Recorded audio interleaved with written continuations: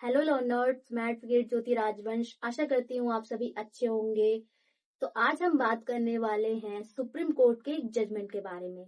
Young लड़की है जिसका नाम नसरीन है। उसकी 20 साल की उम्र में अजमल बेग नाम के व्यक्ति से शादी हो जाती है और शादी के कुछ दिनों के बाद ही उसके ससुराल वाले उसे डाउरी के लिए परेशान करते हैं, जिसमें वो उसके परिवार वालों से एक मोटरसाइकिल, कलर टीवी और 15,000 रुपए कैश डिमांड करते हैं। और नसरीन के परिवार वाले इतने गरीब होते हैं कि वो उनकी डाउरी डिमांड को पूरा नहीं कर पाते। इसके चलते 2001 में उसके ससुराल वाले उसे मारना पीटना स्टार्ट कर देते हैं। ये मारना पीटना बंद करवा पाते तब तक उसके ससुराल वाले उस पे केरोसिन फेंक करके उसे जला देते हैं।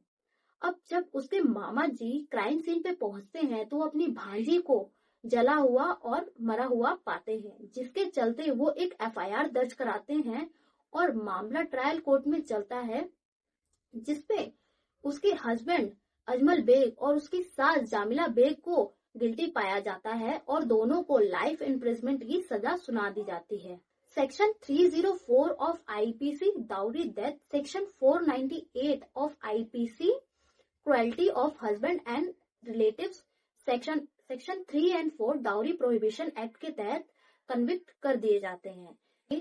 ये केस शॉकिंग टर्निंग पॉइंट तब लेता है जब ये केस इलाहाबाद हाई कोर्ट पहुंचता है और इलाहाबाद हाई कोर्ट इन दोनों ही आरोपियों को बरी कर देता है, ये कहते हुए कि जब लड़की के मामा क्राइम सीन पर पहुंचे तो लड़की जल चुकी थी, मर चुकी थी।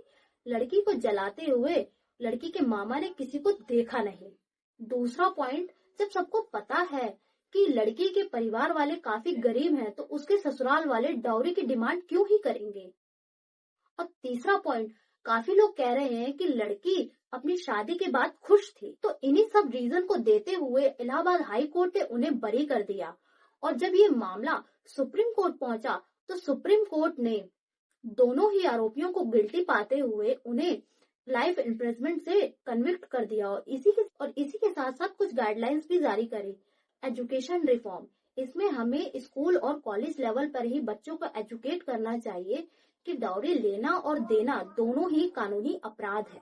हमें हर राज्य में एक डाउरी प्रोहिबिशन ऑफिसर अपॉइंट करना चाहिए और उसे फुल पावर देना चाहिए, जिससे वो हर केस पर एक्शन ले सके और इंक्वायरी कर सके। ट्रेनिंग फॉर पुलिस एंड जजेस और पुलिस को इस चीज की ट्रेनिंग देनी चाहिए, जिससे वो फॉल्स केसेस और रियल केसेस में फर्क समझ सके और अपने अच्छे जजमेंट और न्याय दे सके, क्योंकि हमारे भारत देश में काफी फॉल्स केसेस भी फाइल किए जाते हैं।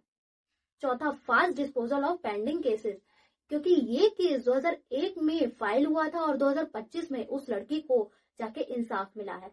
ग्रास रूट अवेयरनेस, इसमें हमें एजुकेशन सिर्फ स्कूल और कॉलेज लेवल पर ही नहीं बल्कि सोसाइटी लेवल पर भी अवेयरनेस प्रोग्राम ऑर्गेनाइज करके डाउरी, क्रुएल्टी एंड हरासमेंट की डेफिनेशन को अच्छे से डिफाइन करना चाहिए और उन्हें समझाना चाहिए। इस केस पर सुप्रीम कोर्ट ने खेद प्रकट करते हुए कहा कि एक 20 साल की लड़की जिसकी कोई गलती भी नहीं थी, उसको कुछ चीजों के चलते अपनी जान गंवानी पड़ी। अगर हमें इसे खत्म करना है तो हमें जीरो लेवल से काम करना होगा। और अपने जजमेंट पे सुप्रीम कोर्ट ने यह भी कहा कि ये जजमेंट सभी हाई कोर्ट्स और चीफ सिक्योरिटी ऑफ स्टेट्स को भिजवा दिए जाए और ये देखा जाए कि वो लोग इस पे कितना अमल करते हैं और 4 हफ्ते बाद सुप्रीम कोर्ट इस पे दोबारा से सुनवाई करेगा। इस केस पर आपका क्या सोचना है, ये हमें कमेंट बॉक्स में जरूर बताइए। और ये वीडियो अगर आपको इन्फॉर्मेटिव लगी हो तो like this video, share and subscribe my channel.